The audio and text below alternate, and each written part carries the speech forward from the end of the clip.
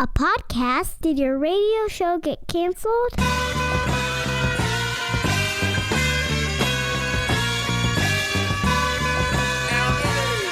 Fire.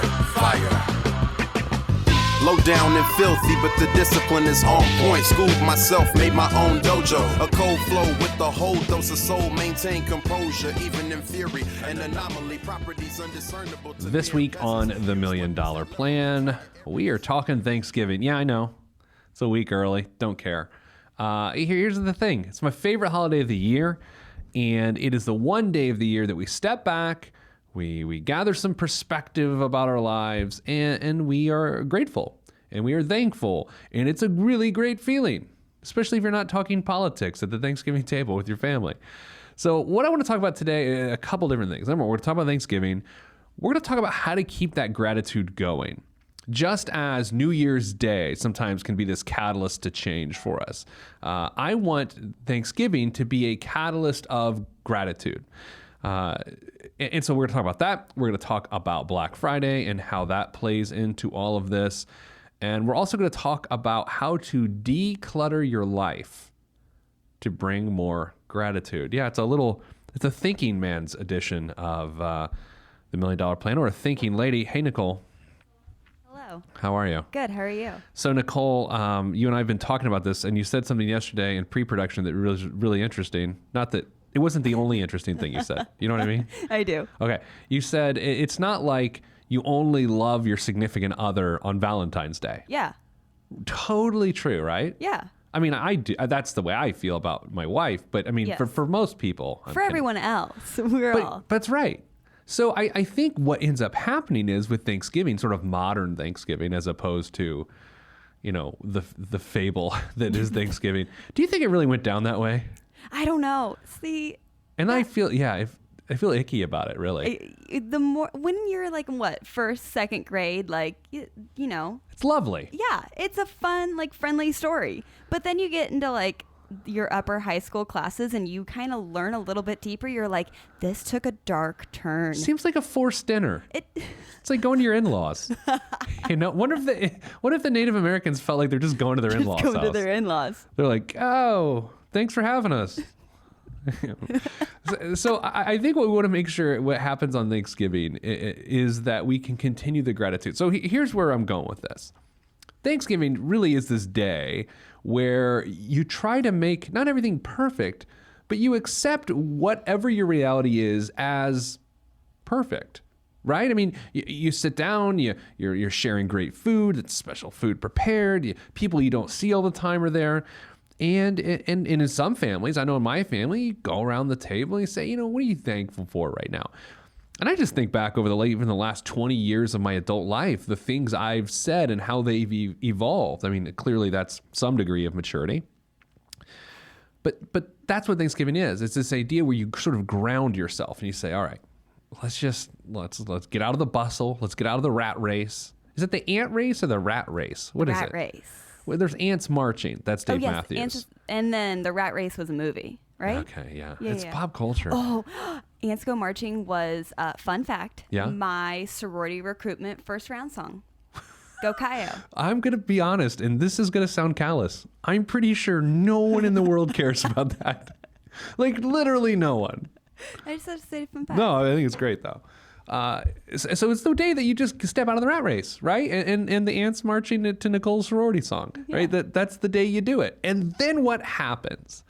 Then what happens is Black Friday. The day that is the black spot on our soul. So, Nicole, at one point in time, Black Friday wasn't what we know it to be. No. I've been doing a little research. Here's what I know. Yes. Sort of came around in the 1950s. There's been some version of Black Friday since the 1950s. And really what it was based out of Philadelphia, Pennsylvania.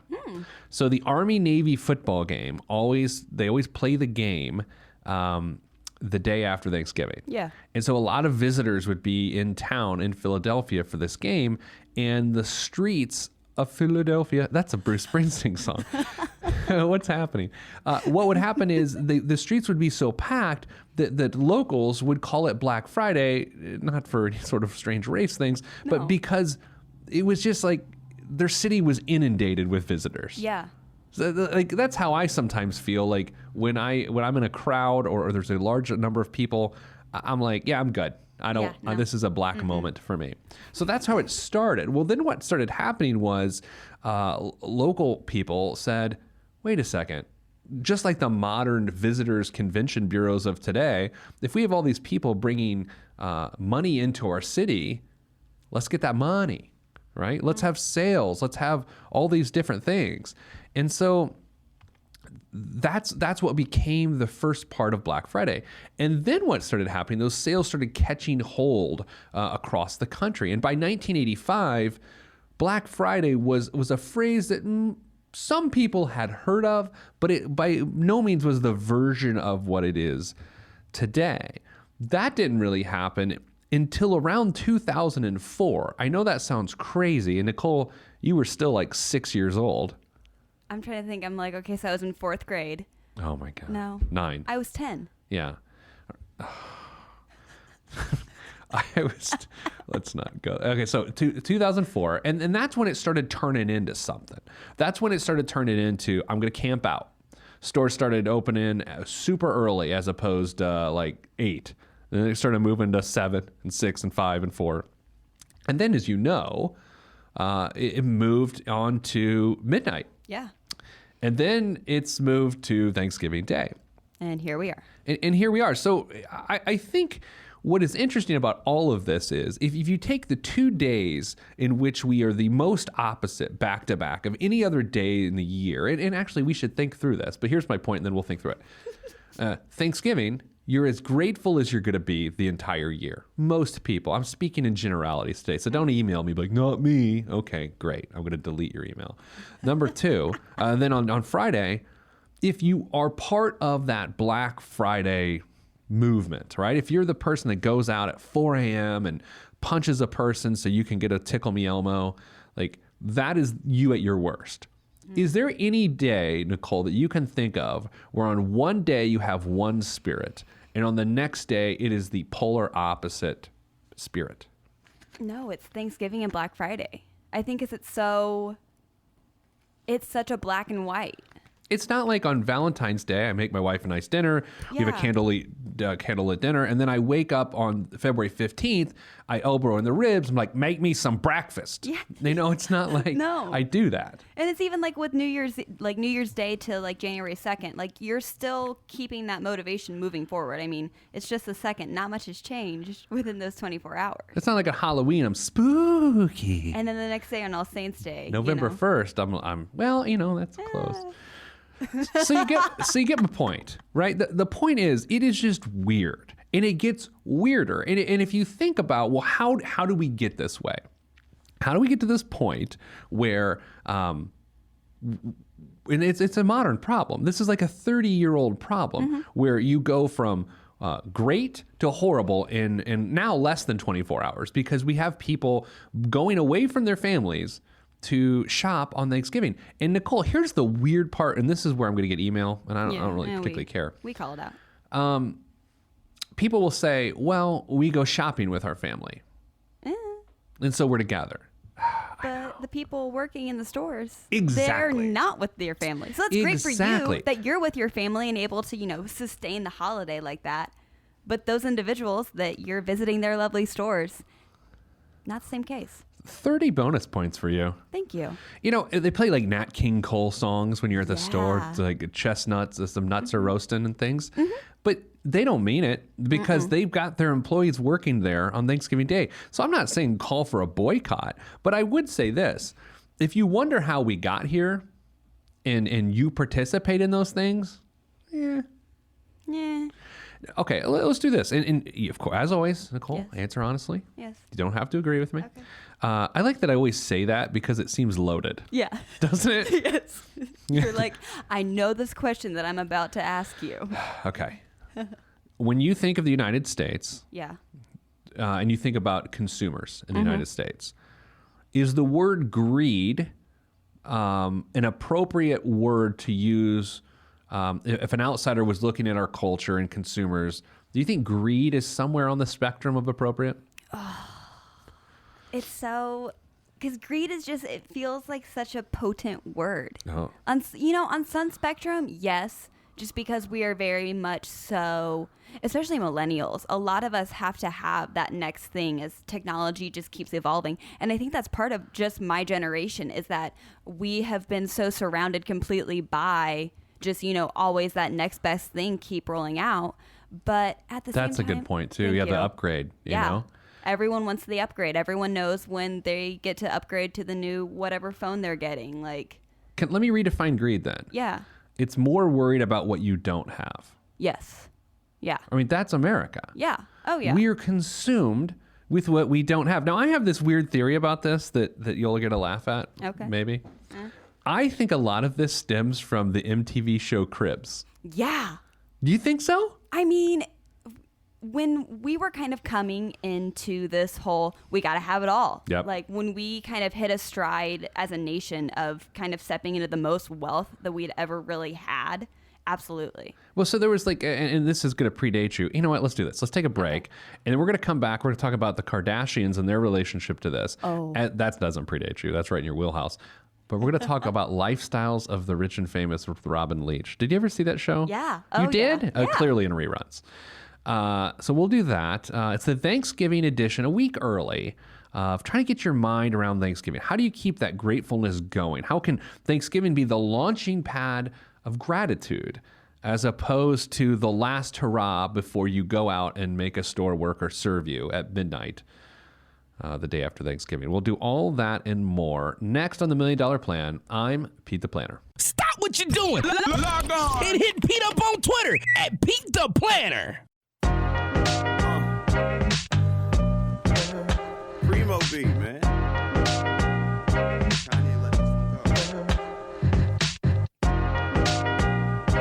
Man, sound good to me. I never question the right of any man to voice his opinion as strongly as any can. But then again, many men are citizens of their own little world, so they ain't really fitting in. I'm in the background blending in, camouflaged by the scenery. Back on the $1 Million Plan, I'm Pete the Planner. It's the Thanksgiving edition of the show, despite the fact that we're a week early. Are we 2 weeks early? We're 2 weeks early. We're really early, but we want you to be really thankful starting now. We just want you to be thankful. We should be filled a cornucopia of love. We're just trying to make sure your thankfulness is filled. Do people use the word cornucopia at any other time of the year? I don't know, but you said that, I was like, oh, that's a good word. Well, you know what it is. It's that Yeah. thing. It's that horn-looking thing. Looks like a bugle. You know, like when you were a kid, did you ever take bugles and put them on your Yes. fingers, like witch Oh my fingers? God. Yes, Witch nails? absolutely. And then you eat them off? Yep. And sometimes, just on the slight accident, you'd go a little too far in the bugle crunch. And bite your hand. Yep. Did you? Okay, so this is my earliest memory of Christmas, and I'm not kidding. We used to go to my aunt and uncle's house in Columbus, Indiana, and my aunt was sort of a gourmand back in the day, still very fancy. And so she would serve like a block of Philadelphia cream cheese. Always coming back to Philly. This whole show, it's the Philly edition of the show. And then she'd put mint jelly, like jalapeno jelly, or mint, or it's a pepper jelly. There was some sort of jelly. I believe it was green. And then bugles is what you would eat it with. So it was sort of a bit of classy, a little bit trashy because you're using the bugles. Because you get your bugles in tow. Bugles aren't a classy treat. No. they're Anything you can not. stick on your finger and then eat off, not a good move. Anyway, how did we get there? Cornucopia. Cornucopia. So, Lifestyles of the Rich and Famous, which I teased before the break. Yes. This was a show back in the day, early 80s, I would assume. Can you look up when that ran Yeah. for us? So here's the show. It's Robin Leach going around, and you'd see sort of rich and famous people and how they lived. And it was interesting. It was Cribs before Cribs. But here was the difference. Based on how lending was in our country and credit cards and people being able to get underwater, that just really was really a non-starter from a bank perspective, meaning you really couldn't get yourself into the trouble that you can today by trying to live the lifestyle that you can't live. So it was a fantasy. There is no more fantasy when it comes to lifestyle because of shows like, which again, sort of an extension of this Kardashian thing. I've literally never seen a second of that show. I don't watch. Is it on E? Yeah. I don't watch E. I mean, that'd be a good place to start. But I can only imagine that that's brought about this, I want what they have. Oh, they have this, now I want this. And then so much so that, and correct me if I'm wrong, and by the way, I'm so sorry, I'm assuming you know about this show. No, it's okay. Do you know about this show? Yes, I do. Oh, man. Can you remind me to talk about that in your review? Yeah, we'll put that down. So here's the thing. Aren't they also creating their own product lines? Yeah. And I think that's part of it too. That's what's become what makes them so, dynamic with their audiences is that they're famous for being famous. Yeah. They've kind of made this brand for themselves. And I think that's why as people see that, they came from, a moderately upper class family and with just everyone says it's who these days through their connections, they've built this billion-dollar brand. And some people are really, I can't even say I respect it, and I'm not beating up on them. I just don't see how that materialism that comes with that, how that's helpful to anyone. And I think that's sort of the big point of the show today is that if you look at what you have today, Thanksgiving, or even on Black Friday, and you say, man, I wish I had this. And that's the first thing you think about when you think about all the things you have. That's rough.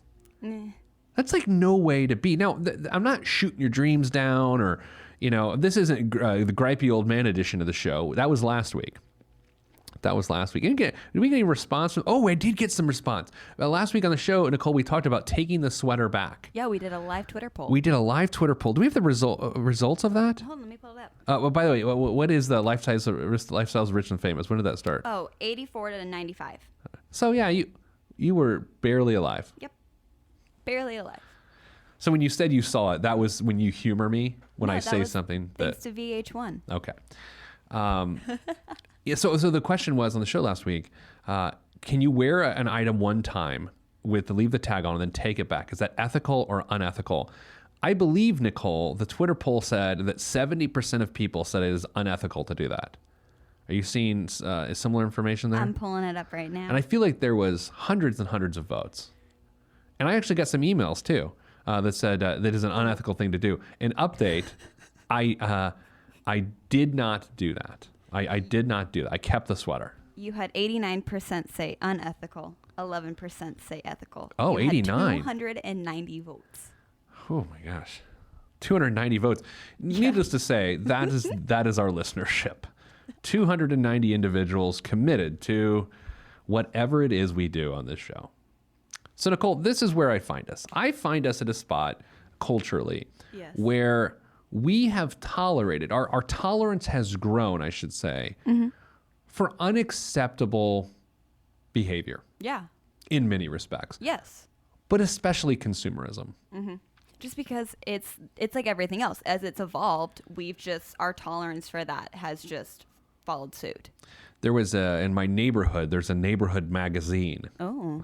I know, ritzy, right? Fancy. And there was an ad in this magazine last couple of years. One of them, it was from this construction company. And the ad had a picture of a kitchen, and it said, you wouldn't drive a 10-year-old car, so why would you have a 10-year-old kitchen? Oh, no. Do you see what's wrong with that? Yes. Besides everything? Besides everything. First of all, I drive a 13-year-old car. I was just going to say, I was like, my car turns 10 in April. And my kitchen turned 10 last month. I think if we get to this point where perfectly good things are no longer adequate just because there are newer things, that's a problem. When I rent cars, when I'm on the road, and thank God I'm home for the next 2 months. But when I rent cars, it's interesting to me that I get to see the features that the real people are using these days, like an auxiliary cord. Ooh. Yeah.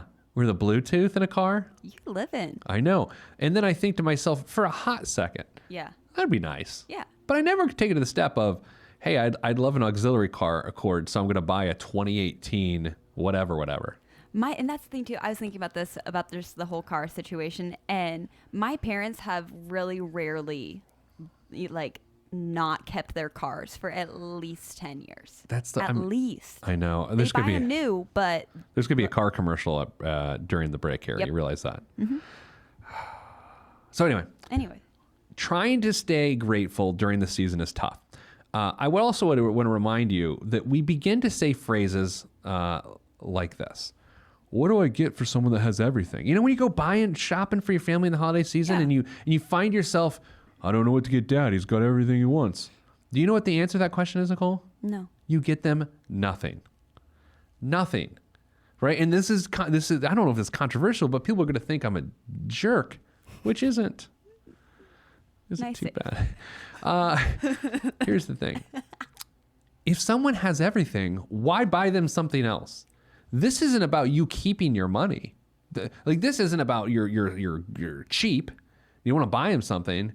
This is just a lack of sense. Yeah. Someone has everything they need. Buy them more. What? There's no logic. That's the most backwards, like, oh, here, you have everything, so here's more things. Different groups of my family, I don't know, how am I saying that? Different sort of wings? Yeah. Cartels? Wings. That's probably not the right word. Different sections of my family. Factions? Ooh, factions, that's pretty good. We've made agreements as to stop buying each other gifts and all of this, and it's a really great place to be. But other factions of our family just keeps going. It's like, hey, do you have gift ideas for Peter this year? Like my wife gets that question, and it's like, don't get him anything. Like I really don't want anything, and it's not because I don't want you to spend your money on me, although I don't. It's because I don't want more stuff. I think if you keep accumulating stuff, you keep your tolerance keeps changing. Mm-hmm. I don't want to tolerate stuff, and that's why in the third segment we're going to talk about decluttering, because I think that this is all very connected. I think if you've got a cluttered lifestyle from a things standpoint, a stuff standpoint, it really affects your ability to be grateful. Storage units are a perfect example of this. Yes. Nicole, there is a billion-dollar industry. That was billion-dollar industry That again. for people to rent a place for their things to hang out. Yeah. Oh, yeah. What? And that's like stuff like that accumulates in like your parents' basement and things like that. Like a bunch of the people around me, they're like, oh yeah, I got this stuff. I got to figure out what to do with it. And then we're like, when was the last time you used it? They're like, I don't know. You're just like, then get rid of it. I know. We just repainted Ollie's room. My daughter, my 8-year-old, she had like sort of a nursery color in her room. I don't know what's a nursery color. It was light pink. Anyway, we painted it. It was $25. Bought some paint. So you have to clean out her room. She's got a bunch of stuff, dude. Yeah. And so we're having this talk with her. It's like, Ollie, someone else could use this stuff, which we're going to get to here in the next segment. So the next time you think of during the gifting season, whether you go out on Black Friday at 4 a.m. to ruin some worker's life or not, and you say to yourself, what should I get so-and-so? They really got everything they want. The answer, my friend, it's blowing in the wind. The answer, my friend, is nothing. Not a darn thing. And I think you should be okay with that. And if it doesn't feel right, talk to them before they don't open anything. Say, look, I got thinking about this. Maybe we should rethink this as a family. And I think, we're talking about trying to keep this gratitude going. Another extension of this before we go to the break, sometimes families will do an act of service on Thanksgiving. Yeah. Which is fantastic. Like they go to a soup kitchen. Do they still call them soup kitchens? I think so. Are they just serving soup? No. Well, anyway. But then what ends up happening is a bunch of people just lined up to scoop soup into a bowl for someone who doesn't have much. And then it's like, well, that's a nice act of service, but it seems a little, superficial, right? How about you keep the act of service going? Why don't you just keep it going the entire season? I love the Adopt a Family campaigns, like at a church or community center where you can get gifts for them. Yeah.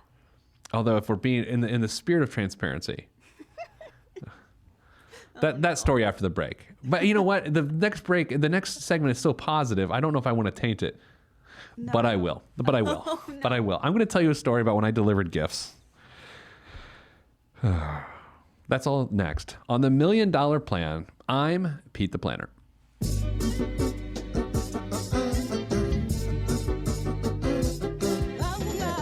Yeah. Axe hand on the beat. Yes, sir. Glass House. Yes, sir. Mr. Kinetic, Rusty Redenbacher. ATFU. Naptown. Yeah.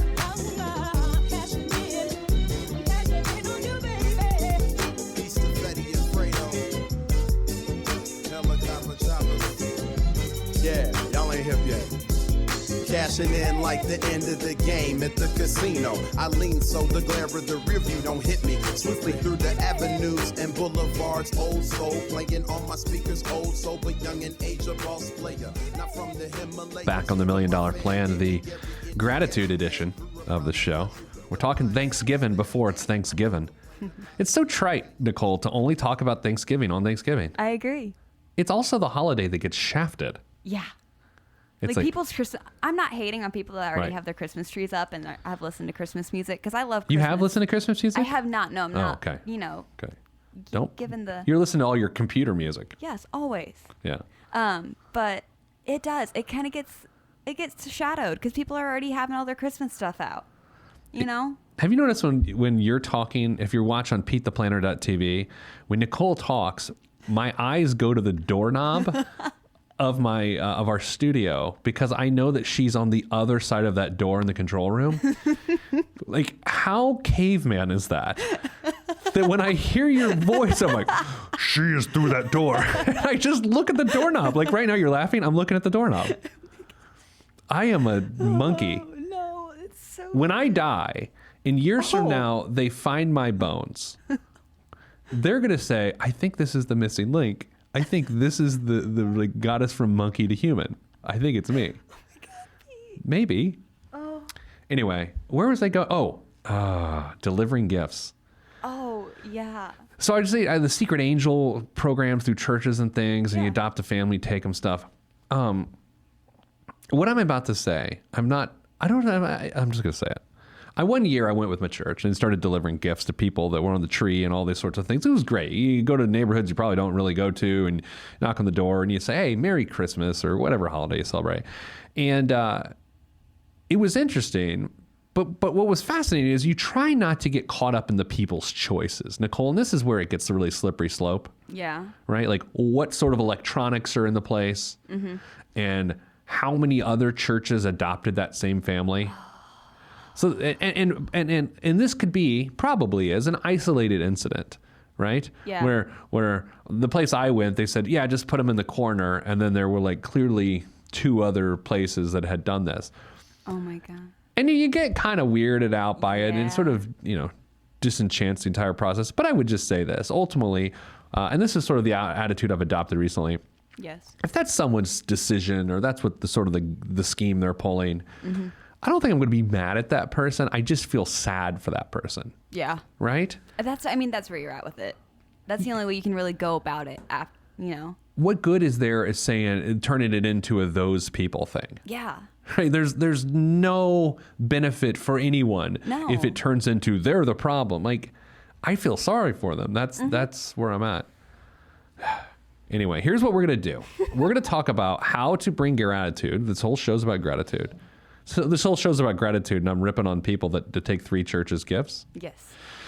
Anyways. How to get gratitude by decluttering your life. Okay, Nicole, I want you to picture your closet. Okay, got it? Yep. You were probably there this morning, I was just a couple hours. grabbing cloths. All the cloths. And you look in your closet. There's probably some shirts, Yep. right? Probably quite a few shirts. Quite a few. Now, do you think if you added another shirt, like you probably will add it, will you get a shirt between now and the end of the year? Yes. How many shirts do you think? Let's, take it easy. I know. How many shirts do you think you'll get by the end of the year?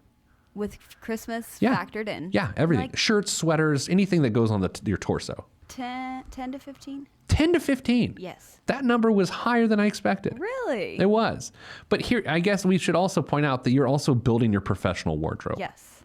And that's an important point. And just kind of my wardrobe in general, because I've gone from being a college kid and Right. having like 2 stark differences in what I have in my closet to even just our office, what we kind of wear our wardrobe here. It, we're casual, but still has a little bit of professional nature about it. So Wait, that's how you would describe us as we have somewhat of a professional nature about us?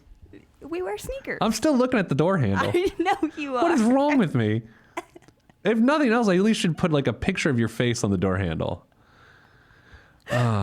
Okay, that's interesting, right? So here's what I want you to do. Okay. And you don't have to agree to this. Okay. I do love these disclaimers. They're really condescending. Aren't I they? never know. You just, whenever you get the disclaimer, it's like the whole no offense. Yeah, it type of really thing. kind of is. Like, I appreciate your disclaimers. I would but- like you to try Okay. to go garbage in, garbage out. If you get a shirt, you have to subtract a shirt from your possession. Yes. So if you get 10 to 15 shirts, which is a lot of shirts, yeah, that's a shirt load, right? I would like you to get rid of 10 to 15 torso pieces. I could do that. Really creepy. Yeah. But are you feeling it? Yeah. Well, and part of it is too, is I've moved 2 times within the past year. Sure. So that's been. Got to not- avoid the eviction notice. Sorry, it's not funny.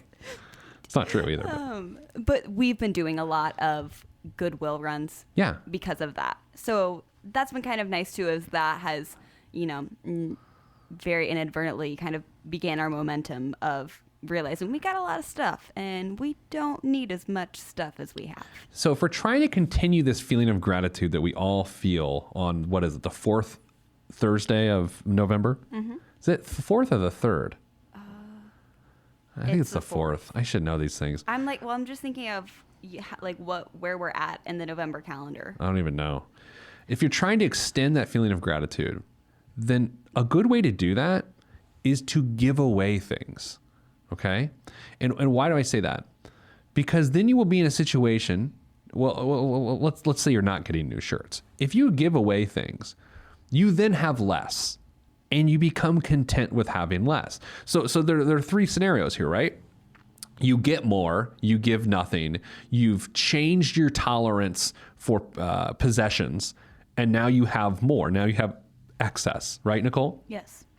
Then there's a scenario where you get nothing more, but then you decide to cull, if you will, get rid of some things that you don't find necessary that maybe someone else could get some value out of. Now, some financial people like to say, well, sell that stuff and do this. And that's fine. If you want to get on Jimmy's list or Craig's list, whatever it's called, and you want to get on there or eBay and sell your stuff and then use that money to pay off debt, by God, do it. But I will say there's a bigger point here. Sure, debt's bad. There's a bigger point is that you don't need that stuff. Sure, sell it, but it's cluttering your ability to be grateful because you got so much stuff. Like if you have a storage locker, it is really hard to be grateful. In my opinion, this is a big statement. It is really hard to be grateful for what you have because you have so much stuff that you pay to store it. I mean, there are people that go overseas or soldiers that military members that put stuff in storage, but by God, I mean, really, at some point in time, you can't possibly be grateful if you have a storage unit. I don't know how you can be. So every year about this time, my challenge to myself, and I'm sharing it with you this year, is how do I take how I feel on Thanksgiving? And by how I feel, I mean ready to vomit because I ate so much. How do I take that feeling of, man, life is good. I am really thankful. And I get my quick tears from my grandfather. If you ever watch the show on PTP you'll see the Pringles can in the background. That's my grandpa's piggy bank. Grandpa Dunn, John Dunn from Speedway, Indiana, he was a quick crier. Like we'd pray at a family dinner, cry. Hey, Pete, I haven't seen you well, cry. Like I get that from him. I cry. I was at my daughter's Veterans Day program the other day. I'm not even a veteran. She's singing the Navy song. She's in 3rd grade. I start crying. Why? Right? Like I like the Village People, and they sang In the Navy. Maybe I was tearing up because of that. But if you want to keep that feeling of gratitude going, you have to act. It's not going to naturally stick around. You have to do something. Now, there's a great book. I don't even know what it's called. Let's look it up. Joshua Becker, who's been on our show before. He is a guy, a minimalist. Like he's one of the former, The More of Less is the name of his book. The More of Less. I love the way this man thinks. I really do. He's got a head of hair on him too. I'm looking at his picture here online. You getting a shot of that hair, Nicole? No, I'm not. And check that out. Yeah? A lot of hair. So Joshua Becker's The More of Less. It is a great book about how to get more out of your life by having fewer things. So that is my mission this holiday season. I hope it becomes yours to keep gratitude going. Coming up after the break, we're going to talk about the biggest waste of money of a week. User submission this week, but I'm going to add one too. So 2 bombs. Biggest waste of money of the week. This is the $1 Million Plan, and I'm Pete the Planner.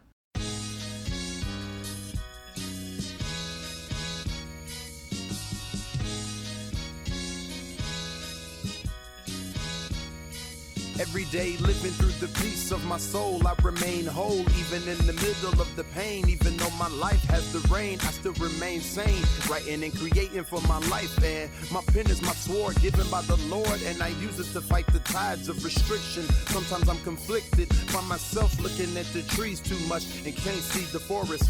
Enemy shall inherit the earth, and I want to inherit something other than the high blood pressure and diabetes. So work is what I gotta do. Stay true to my enemy and water the trees that I sing from, and look out for the lumberjacks running with the gale force wind at my back. Swift and enduring, I remain calm. Swift and enduring, I remain calm. Swift and enduring, I remain calm. This lays great errors to rest. Back on the $1 Million Plan. I'm Pete the Planner. It's the gratitude version of the show this week. The gratitude episode. This week's biggest waste of money of the week. There's 2. We had a user submission, one from on Twitter. Gentleman by the name of D. Willie 04 on Twitter sent me this. The average U.S. household spends $1,000 a year on lottery tickets. There's no way that's true, first of all. There's no way, because I spend 0. I was going to say, because I can't tell you. I don't think I've ever bought a lottery ticket. No way that's true. But thanks for the user submission. But there is There's way. no way. No way. Because anyone that knows mathematics is not spending $1,000 on the lottery, and anyone that doesn't know mathematics probably doesn't have the $1,000 to spend. Yeah. Also, second bomb of the week is the Pro Ping Pong paddle. The Pro Control Ping Pong paddle might be the most responsive paddle on the market. Made using 7 layers of pro-grade balsa wood, the hard surface gives you the feel and control you need to place shots right where you need them. The blade features top-of-the-line Pro XP1 rubbers, and the combo of blade and rubber give you the spin, accuracy, and power to dominate your opponent. Every paddle includes 2 3-star premium balls and a box that also serves as a case for storage or away games. $97. What? Nicole, What? ping pong is a game. Did I ever tell you my neighbor's a professional ping pong player? No. Different. We don't have time for this story. Professional. I think he plays like black market games in his basement. Like people come over all the time with probably these paddles. Oh my God. I'm going to shout them all down. That's all the time we have for this week's show. If you missed any of it, listen to the gratitude episode. Go to the podcast. You can find it at PeteThePlanner.com or on iTunes. That's all I got. Send you good vibes, because good vibes are all that's in the budget. I'm Pete the Planner, and this is the $1 Million Plan. If you want to be on this podcast and have Pete fix your money life, then hit us up at PeteThePlanner.com/podcast. You heard me. PeteThePlanner.com/podcast. Log on. This is for information purposes only. It's not the Swiss financial planning device. Consult a financial advisor. Released from Everest, the fresh is fresh, and you can call me E.T. Word to John Tesh. Let me bless this harmonic presentation. It's amazing, so amazing. I'm the reason. Salutations, I bring you love-trying greetings from a faraway land. I am the sole controller. Put the remote down and let me take control. You're now a part of my zone, so enjoy yourself. Love-trying can restore your health. I bring you greetings, salutations. How you doing? And is that how y'all say it? The tinkling of the keys is an homage to the little star. I sojourn over poetic descriptions of sound and travel to my other world. Out of this world, spaceship on my arm took me home, fueled by the ink and the megabytes and the hypertext transfer protocol, stronger than the Skynet and the Terminator. I push faders into warp speed, glide with ease, creating a breeze they call a black hole. Event horizon, no rear view concerns. This I adjourn, and beats I burn. This I adjourn, and beats I burn. Salutations, I bring you love-tron greetings from a faraway land. I am the sole controller. Put the remote down and let me take control. You're now a part of my zone, so enjoy yourself. Love-tron can restore your health. I bring you greetings, salutations. How you doing? And is that how y'all say it?